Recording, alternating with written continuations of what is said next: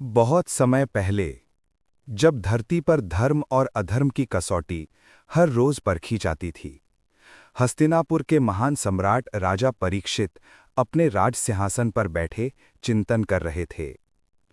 उनके मन में एक प्रश्न बार बार उठ रहा था। क्या सचमुच मन इतना प्रबल है कि बड़े-बड़े ऋषि और राजा भी इसके वश में होकर गलती कर बैठते हैं? क्या मेरे पूर्वज भी अपने मन के गुलाम थे? यही जिज्ञासा लेकर वे पहुंचे महर्षि वेदव्यास के पास। महर्षि वेदव्यास से एक प्रश्न किया, गुरुदेव, क्या हमारे पूर्वज इतने निर्बल थे कि अपने ही मन को काबू में न रख सके? महर्षि वेदव्यास मुस्कुराए और बोले, राजन, मन बड़ा प्रबल और चंचल है। ये स्वाद, लालच और सुख सुविधा का ऐसा दीवाना है कि साधु संत भी कई बार इसके वश में हो जाते हैं। इसे रोकना आसान नहीं। राजा परीक्षित को ये बात कुछ हजम नहीं हुई। उन्हें विश्वास ही नहीं हुआ कि मन इतना शक्तिशाली हो सकता है। तब वेदव्यास ने समझाते हुए कहा, यदि तुम्हें विश्वास नहीं तो सुनो। आज से 3 महीने बाद तुम्हारे पास एक व्यापारी घोड़ा लेकर आएगा। उस घोड़े को मत खरीदना।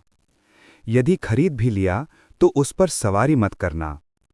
यदि सवारी कर भी ली तो पूर्व दिशा की ओर मत जाना। यदि पूर्व दिशा चले भी गए तो रास्ते में जो स्त्री मिले उससे बात मत करना।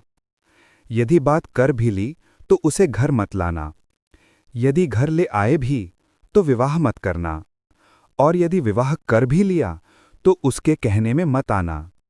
ये सब मैंने पहले ही बता दिया है। अब देखना तुम्हारा मन तुम्हें कहाँ तक ले जाता है। राजा अपने महल लौट आए। ठीक 3 महीने बाद जैसा कहा गया था, एक सौदागर सचमुच घोड़ा लेकर आया। वह घोड़ा इतना सुंदर और आकर्षक था कि जिसने भी देखा दंग रह गया। दरबारियों ने कहा, महाराज, ये तो राजमहल की शोभा बढ़ाएगा, इसे खरीद लीजिए, भले ही सवारी ना करें। राजा ने भी मन की बात सुनी और घोड़ा खरीद लिया। कुछ समय बाद सेवक बोले, ये घोड़ा तो अद्भुत है, बिल्कुल खामी रहित। महाराज, ये आपकी शान के योग्य है। राजा ने सोचा, सवारी कर तो लूं, बस पूर्व दिशा की ओर नहीं जाऊंगा।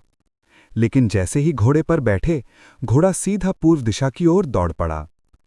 जंगल के बीच एक स्थान पर राजा ने देखा, एक अनुपम रूपवती स्त्री रो रही थी। राजा ने उतरकर पूछा, तुम क्यों रो रही हो? वह बोली, मेरे अपने मुझे छोड़कर चले गए। मैं अकेली और असहाय हूं, कृपया मुझे अपने साथ ले चलिए। राजा ने मन ही मन सोचा, गरीब और बेसहारा स्त्री को अकेला छोड़ना उचित नहीं। उन्होंने कहा, ठीक है, मैं तुम्हें अपने महल ले चलता हूं, लेकिन विवाह नहीं करूंगा। राजा उसे साथ ले आए।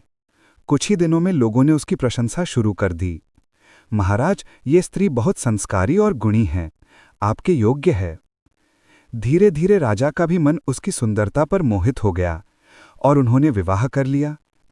विवाह के बाद एक दिन वह रानी बोली, स्वामी, एक सामान्य व्यक्ति भी जब विवाह करता है तो अपने समाज को भोज देता है। आप तो राजा हैं, क्यों ना राज्य के सभी ऋषि मुनियों को आमंत्रित कर भोजन कराएं? राजा ने सहमति दी। भोज का आयोजन हुआ। जब सभी साधु संत पंक्तिबद्ध होकर बैठ गए तो रानी स्वयं भोजन परोसने लगी। परोसते परोसते उसने राजा से कहा, ये सभी मेरी ओर बुरी दृष्टि से देखते हैं, ये पाखंडी हैं, इन पर भरोसा मत कीजिए। राजा का क्रोध भड़क उठा, तलवार निकाल ली और साधु संतों को मारने ही वाले थे कि उसी समय महर्षि वेदव्यास प्रकट हो गए। वेदव्यास ने राजा से कहा, कहो परीक्षित, अब क्या कहते हो? तुम तो मानते ही नहीं थे कि मन कितना बलवान है। देखो, मैंने तुम्हें पहले ही चेताया था, फिर भी तुम मन के वश में आ गए। राजा लज्जित होकर सिर झुका लिया। यह घटना हमें सिखाती है कि मनुष्य का सबसे बड़ा शत्रु उसका अपना मन है। मन ने ही पराशर, विश्वामित्र जैसे महर्षियों तक को विचलित कर दिया। यदि मन पर संयम न हो तो यह व्यक्ति को पतन की ओर ले जाता है, चाहे वह राजा हो, संत हो या विद्वान। केवल आत्मसंयम, विवेक और गुरु के मार्गदर्शन से ही मन पर विजय पाई जा सकती है।